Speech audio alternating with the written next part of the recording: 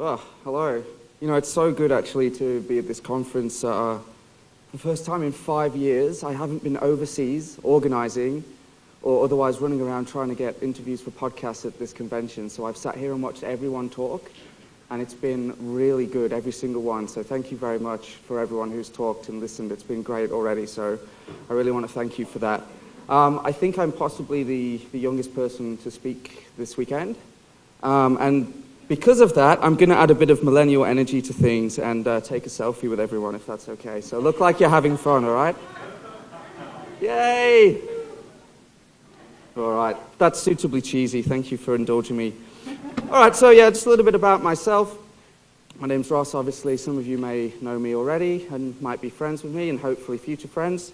In my PhD, I actually look at the immunology behind viruses that infect young children and then lead to otitis media. And I'm hoping that I can find a reason why some kids are more prone than others, and then we can come up with some kind of treatment, which is obviously what you're normally looking for. So yeah, as mentioned before, I was one of the founding members of Brisbane Skeptics Society. We organised the conference last year, and of course there are plenty of other members here today which you should say hello to. Phil, you can't miss with the pink hair. Michael's here as well, and other members are here, so you should talk to them. They're a really great bunch. And really my main passion is in communicating science. So even though this is a skeptic convention, I'm really hoping mostly to smuggle a lot of science past you guys. But if you want to follow me on Twitter, @RossBalch is the way to go. So I just want to talk a little bit briefly about what emerging diseases are. So essentially, an emerging disease is either a disease that wasn't very prevalent and has become prevalent, or we have yet to see in nature, or at least discover, and then starts to cause issues. So a lot of diseases sort of simmer away for a long time, and we'll get to that with Zika later, and then they sort of rear their ugly head, and all of a sudden we have something else to deal with. My main interest, of course, is in viruses. I like to point out that viruses aren't technically living creatures. They are DNA replication machines, and there's actually a slight difference there. They can't live and reproduce by themselves. They do require the energy of a different organism. So they're sort of biological entities, but they're not actually alive. And this is sort of basically what a virus looks like in a cartoon form. Normally it's just a piece of DNA or RNA, some protective proteins, and then a piece of envelope from the host, which is normally the way that viruses can sort of find their way out of the cell, and it sort of protects them. So I just want to talk about some classic human viruses. And when I say human, I mean these are literally limited to humans. So smallpox, of course, is the big one. We've managed to eradicate that. Polio is very close to being eradicated, and I believe will be eradicated soon. And thanks, Peter, for stealing my thunder earlier. Measles is also a human-only virus, and it's possible that we will be able to eradicate that. The reason is that if only humans are the source and we vaccinate everybody, then there's no animal source to reintroduce the virus to us later on. And that's a complete contrast to how the zoonotic viruses work. So the thing is with viruses is they replicate really quickly. So it takes one of us about 40 years to produce another human if you're so inclined. Viruses, they get to the level of 10 to the 12. That's 10 with 12 zeros in your bloodstream from one infection. That's a massive number of viruses. And because of this, viruses evolve really quickly. Viruses have really poor mechanisms to maintain the stability of their DNA or RNA. So for humans, keeping your genetic information intact is very important. There's a lot of energy dedicated to this. However, viruses, they're a lot more blasé, and in fact this really helps them because these mutations, although most of them will turn out to be quite harmful for the virus itself, the virus dies off. You only need one or two to be successful, and then you get something called a selective sweep, and then suddenly all of the viruses have it. And that's why viruses can jump species a lot easier than things like, say, bacteria or larger parasites. But that makes them really unpredictable because they could evolve these mutations at any point. And in fact, just recently, it's been suggested that one of the reasons that Ebola spread so rapidly in the recent outbreak was that a single amino acid, which is what a protein is made of, one change made that a lot easier for the virus to enter our cells as humans, because normally the virus would replicate in bats. And because these viruses have animal reservoirs, they could pop back at any point. So I'll talk to you a bit about that in a second with Zika. So Zika virus then, that's sort of the word that's been on everyone's lips this year. The media's quite fickle. Ebola's last week's news, and now it's on to Zika. So Zika's going to kill us all, apparently, or not, depending on who you listen to, and even both, and I'll get to that in a bit as well. So we've actually known about Zika virus for a long time, since 1947. Now, just to set the stage, we didn't even know viruses existed back then. We didn't have a name for them. We called them filterable agents, and what that meant was they were so small that the filters that would normally stop bacteria from getting through into a liquid didn't work, and that you could put this liquid into some poor animal, normally a monkey back then, or a mouse, and they would still get sick. So Koch's postulates are still working for viruses, it's just we had a slightly different criteria. So it was found in the Zika virus in Uganda. It's from a group of viruses called arboviruses, which is more of a classification than a taxonomical name. And that means they're transmitted by arthropods, meaning insects with 6 legs, like mosquitoes and ticks. Of course, ticks are quite a hot topic in Australia as well, and I talked about that last year. So specifically, it's a flavivirus, though, and that's just a type of virus that tends to replicate mostly in mosquitoes, but also in some animals, and sometimes just by animals, of course, I mean mammals. And even sometimes just us. So hepatitis C, for instance, is actually a flavivirus related to dengue and Zika. And you wouldn't think it, but that's just the way viruses are sometimes. Viruses can be quite strange. So I just want to give you a basic idea of this virus. It's like most viruses. It's got an RNA genome, which means it has the most rapidly mutating type of genome. And one of the things that makes it quite effective as a virus is it can make proteins straight away without any other work. And it has a whole bunch of proteins that it uses to help it infect cells, stop our immune system from working. And also, you've got to remember with Zika that actually it's an infection of both insects and humans. So unlike, say, smallpox, which only has to contend with us, this virus actually has to contend with 2 different species, completely different parts of life. So that makes them quite interesting.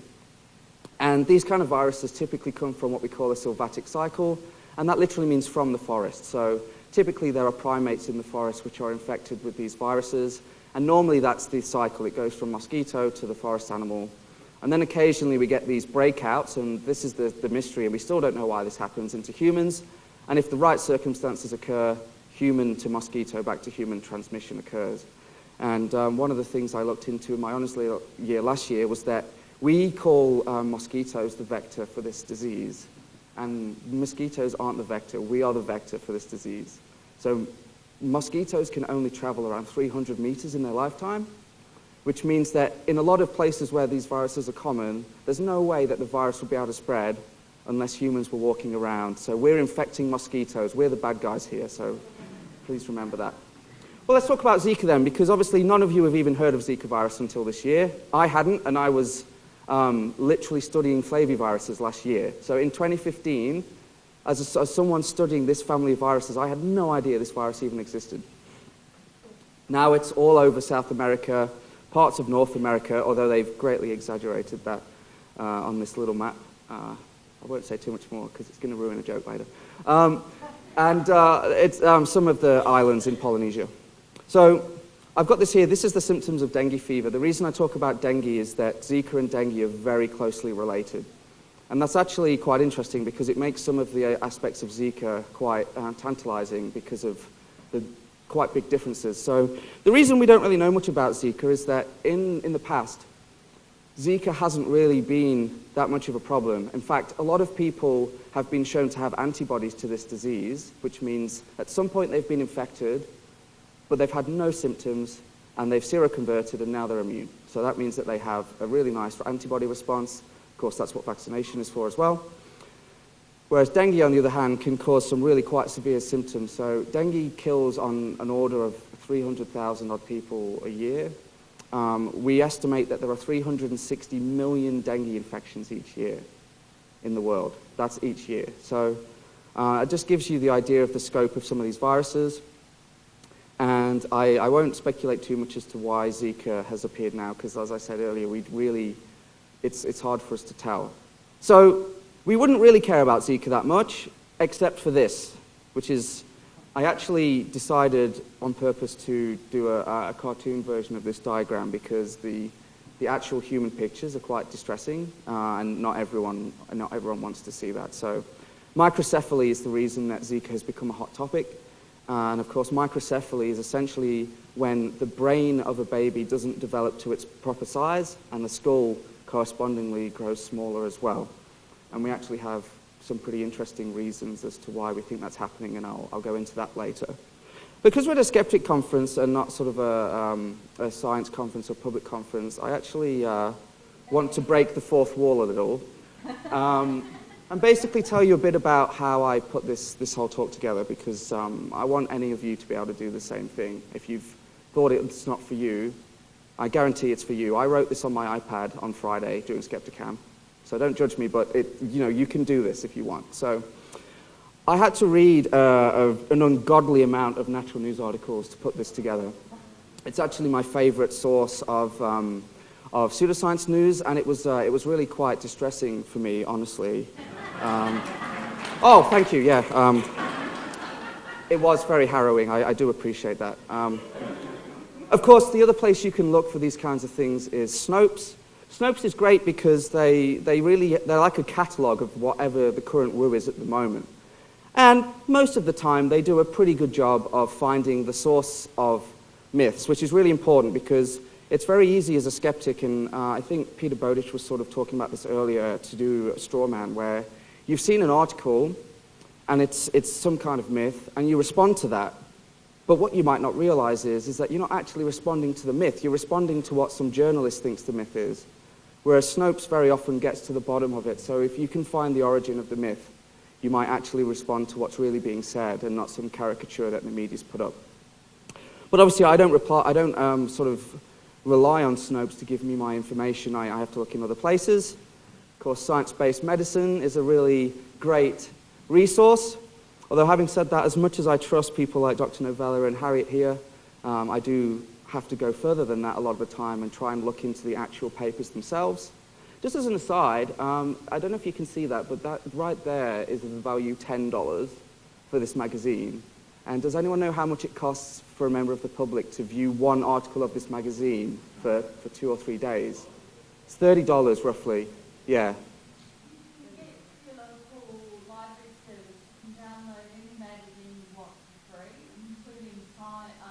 That's assuming they have the subscription, which not all of them will. But it is somewhere you can go, which is a great point. But just email. You will all know a scientist. Just email one of them. They'll get these for you. Can I have a video? Can I have a video? That's a really good one on Twitter. And there's also there's a depository, which I won't tell you specifically about because it's not strictly legal. But let's just say that a certain Eastern European person has made a great resource for that as well. Now, I want to talk to you specifically, though, about some of my favorite virus resources. So, Virology blog is run by Vincent Racaniello and also the Mad Virologist, and it's a really good public resource for viruses. And if you actually like to podcast, I really recommend the podcast.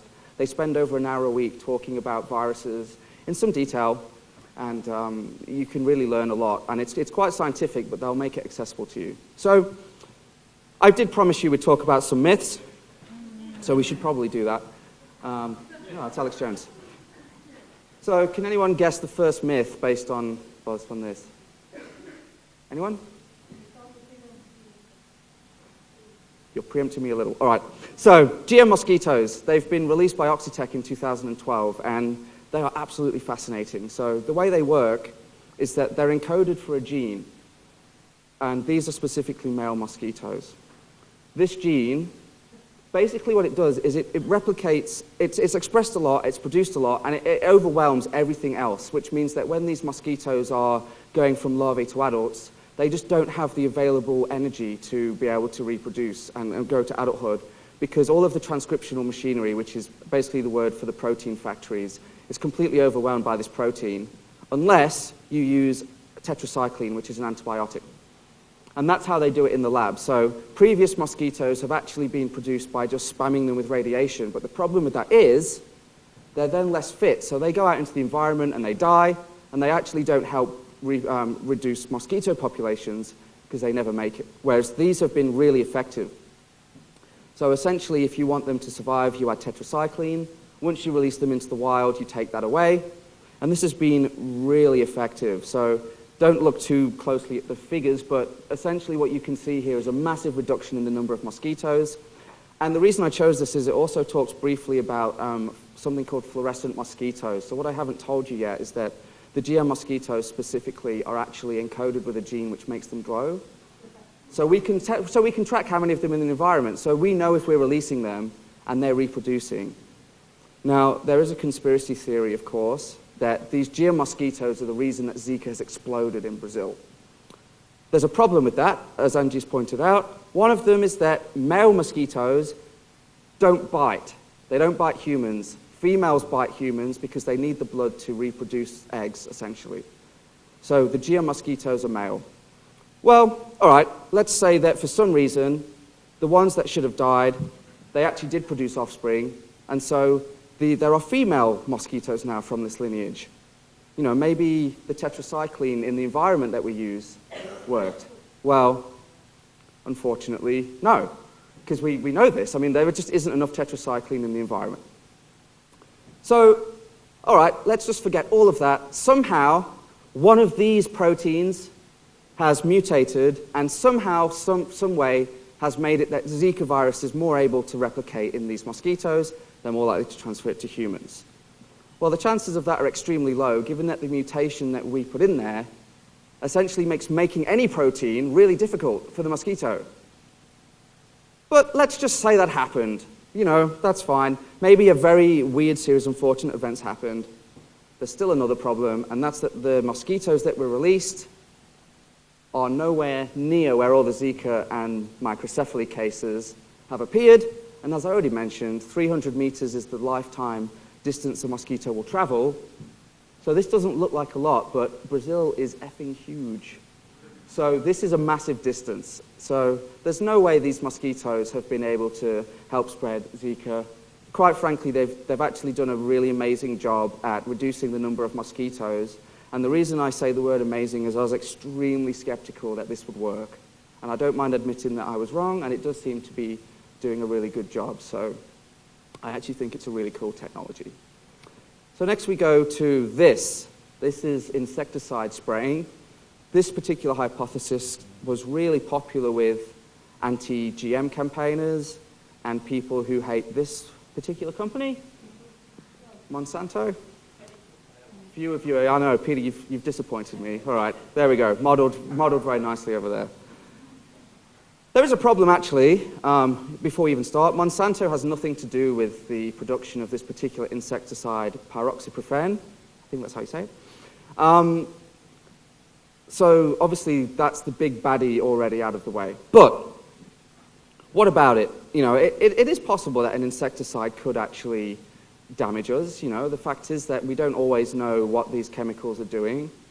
Except in the case of pyroxyprofen, we actually do know a lot about it. In fact, it's a very common insecticide. It's been used for a long time, and we even add it to water, because essentially the way this works is this particular chemical produces a hormone, or blocks a hormone, sorry, and that actually prevents larvae from getting from larvae to adults. So the larvae are pretty harmless to us. Obviously, it's the adults that are flying around and infecting us. It's really good at what it does. But maybe there is a lot of this in the environment, and it actually is causing us damage. Maybe we don't know the mechanism yet, but maybe it is. Except that's actually a lie, because we actually do know, and it would take something like 1,000 teaspoons a day of this stuff, straight, not dilute, not in the environment, literally drinking it straight, in order for this to have any toxicity, let alone specific toxicity, and let alone getting from the placenta into a baby and causing microcephaly. But there's a very curious thing here, and that in all the areas where the insecticide is present, there's this massive increase in microcephaly. And that's curious, isn't it? So, put it out to you guys here. Why do you think there would be high levels of insecticide in an area with high levels of mosquitoes? We put it there because the insects are there. So, you know, you can correlate almost anything. I didn't use the organic food and autism one, But that one I like that one because it's particularly ironic given a lot of the claims of the Wu people. So they're the big ones. They're the ones that are sort of, they got a lot of press, they got a lot of people worried. And I want to talk about sort of the rest, the best of the rest now. And a lot of these come from my good friend, the Health Ranger. He sort of ranges from this idea that the whole world's going to be Cronenberged by Zika virus to essentially this idea that it's all because Big Pharma wants to make more money out of us. And there's a few reasons why that's improbable. So let's look at the first one. So there's actually a couple of things to pass here. He's saying that Zika virus can be purchased on the internet, and the origins have been linked to the Rockefeller Foundation. So, both of these things are true, actually. You can purchase the virus on the internet, and the origins are linked to the Rockefeller connection, the Rockefeller Foundation. They actually funded, for a long time, the Yellow Fever Research Institute, which is now called the Uganda Virus Research Institute, and they actually discovered some of the most important arboviruses that we know about today. Chikungunya, West Nile, they're the ones that you might have heard of before. Particularly in the States, these can be a problem.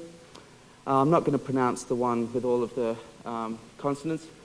But they've discovered a lot of viruses, and they've actually done a lot of good work. And quite frankly, the fact that the Rockefeller Foundation has a Jewish connection is very insulting to suggest that that is, has some kind of malintent. It's a really strange hold-up that a lot of these conspiracy theorists have, and I don't understand it at all. So, but what about being able to buy the virus on the internet? So the fact is, you can't just buy the virus on the internet. So unlike Marsh's homeopathy story, where they say you can't just buy it, you really can't just buy this. So the reason that you can do this is that research is hard. You can't always isolate a virus and then culture it in your lab to study it. So there are tissue banks, essentially, which have stocks of things like viruses, cancer cell lines, and all those kinds of things so that we can study exactly situations like this to get a handle on what's happening. But you have to have demonstrated very specific conditions that you run a lab with a PC2 specification, which means it's built to keep everything inside and that you're not going to accidentally release a GMO organism or, say, Zika virus. So at the same time as claiming that the Rockefeller Foundation patented this virus and that you can buy it on the internet, the health danger also thinks that this whole thing is a hoax and that Zika doesn't even exist in the first place. And so obviously it's a really nice sentiment here. Before you seek to explain something, first ensure that there is something to explain. I'm not going to go into too much detail about this, but I've physically had a sample of the virus in my hand. It exists. So you're just going to have to trust me on that one. All right, USanians are immune to Zika. By that, of course, I mean people from the United States. There was a rumor going around for quite a while that I say these people, sorry, you are humans too, even if you did vote for Trump, some of you. But there was a rumor going around that people from the US were immune to Zika virus and that spending all of this congressional money on research into Zika was a waste of money. Sorry, America, I have some bad news for you. Zika is actually not endemic, but there's currently human-to-human transmission going on in Florida. So these aren't cases where foreign people have come in. People in Florida, from Florida, born in Florida, who probably have never left Florida in their life, they're getting this virus. Sorry, people from America, but you're not immune to the virus. Well, that would be great, but you're not, I'm sorry. So let's talk about this one. Coffee is an insect repellent. This one's quite interesting in that coffee and water actually has basically been shown to actually stop the progression of insects into adults, but then again it's equally been shown not to do that. But there is some evidence that it could, no evidence that it's a repellent. What about this? This is the Tdap vaccine. This has also been blamed for the microcephaly. I mean, the thing is, if this was the case, then we'd have a microcephaly epidemic over the entire world. Like the entire world is using this vaccine. So for there to be this strange little pocket in Brazil and South America where this is happening, the epidemiology just does not fit. And also, it's just the wrong vaccine. That none of these are good candidates for microcephaly. We have a vaccine for rubella, which is known to cross the placenta. So if you're going to make up some bullshit, at least make it somewhat plausible. The final sort of crazy thing I want to talk about is the idea that Zika virus has been engineered to wipe out the world. And, I'm not against the idea that you could potentially make a virus that would go pandemic and kill a lot of people. But a mosquito-borne virus is a really terrible candidate for this. You know, you only have to modify something like the measles or smallpox. It would be a lot easier. And I'm not saying it's easy because it's not, but it would be easier. So I just, you know, I don't believe that either. And it's just really not a viable candidate. So obviously after reading all of that, I became pretty depressed. But as always, there's always some real science to talk about. So let's talk about some real science. What do we actually know about Zika? So Zika was discovered in 1947. This actually is a very complicated way of showing you the spread, but essentially it came from Africa, it went over to Asia, it replicated somewhat in the Polynesian islands, and then it went over to Brazil, where we obviously have a massive outbreak now. So one of the hypotheses is that it actually, because of the World Cup, someone took it to Brazil, and because of the number of people there, it was a lot easier for the virus to spread. I actually don't have any good evidence for that, so I think we have to be cautious about saying that right now. And also there was a massive concern that in the Rio Olympics that the virus would spread massively again. But interestingly, at these events, typically most of the people at these events are actually from the country of origin. And also it was the wrong season, it was the winter, so mosquitoes are actually at a low level. So I don't really want to finger the blame on those events. So let's talk about microcephaly. I personally, at the start of the outbreak, was a little skeptical that this virus could cause microcephaly. The reason for that is no flavivirus has ever really been shown to do this before. There's never been really shown any evidence that it crosses the placenta. These are all things you would need for microcephaly. One of the other hypotheses was that Brazil doesn't even have an increase of microcephaly, that they just underreported it, and now that we're just seeing actual reports, so it's sort of an artificial increase. But that's not true. If you look at the numbers here, there's a really good correlation between the introduction of this virus and a massive peak in the number of microcephaly rates. So what kind of evidence as a virologist do I need to make this determination? Firstly, you want to see evidence of this virus in babies or babies' brains. Well, we have that. There was a series of case studies. Zika virus was found by PCR in the brains of these babies. Now, I should say that finding PCR fragments, that means finding pieces of genetic material, is not the same as actually finding the virus itself. Does anyone know what this is? It's a plaque assay. So essentially what we do is we put a layer of cells on a dish, we infect the virus, and then we count how many viruses were originally there. And that way we know we have live virus. Now, we don't have that data yet, but I think it's actually coming. So essentially what we do know is that we've developed a mouse model. We've been able to infect them with Zika virus, and we actually have found the virus causing birth defects, specifically the kind of birth defects that would cause microcephaly in the mouse model. So that's really quite convincing for me. Sexual transmission is something else that's come up. I want to talk about it because it came up in Ebola as well. And it's something that gets flung around a lot because we often do find cases where seemingly someone carries the virus from overseas and then their partner gets the virus as well and couldn't necessarily get the virus. And it's always quite controversial because it's really hard to show which way round the transmission was and what the mechanism might be. But I did promise Mel that I would talk about mice testicles. So I'll bring this up. In the male model of Zika virus infection, Zika virus actually is found to infect the testes, and it turns them into the size of roughly a grain of rice. And so I just want to finish up quickly so we can get to some questions, just a bit of speculation. This is the risk area for dengue, and you can see it's actually quite large. The reason for that is that as global warming and other factors increase global trade, the actual mosquito range has increased quite a bit. So these aren't necessarily areas where dengue is now, but it's where dengue could be. And as I said earlier, the incidence of dengue has increased massively. So we could potentially expect Zika to spread similarly, but at this stage it's too early to say. So something else I want to bring up is the idea of antibody-dependent enhancement. So one of the reasons that this current outbreak could seem a lot worse than it has previously is that in flaviviruses, very closely related species, they're only somewhat cross-protective. So you know how if you get the measles virus, you're immune to the measles virus? Well, dengue has 4 serotypes, which means they're 4 slightly different types of dengue. And if you get one type of dengue, you're immune to that type for life. But if you get the slightly different one, what can happen is the antibodies work just a little bit. So just enough to let your cells go, oh, I'll eat that, but not enough to actually stop the virus from replicating. and that actually can cause hemorrhage and all sorts of horrible things. And one of my major concerns is that Chimerivax, which is the dengue vaccine, which was actually, I think, approved by Mexico and Brazil recently, it only protects you very well against 3 of the 4 strains, and the second serotype doesn't have a great coverage, which means that antibody enhancement could occur. And Zika is close enough to dengue that we actually have shown experimentally that being immune to dengue previously makes the infection worse if you get Zika. So I'll leave you with this.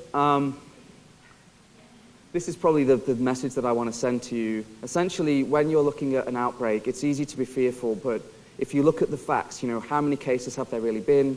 How many people are dying compared to just getting infected? And how likely is the pathogen to spread? You probably can assuage most of your fears. Thanks.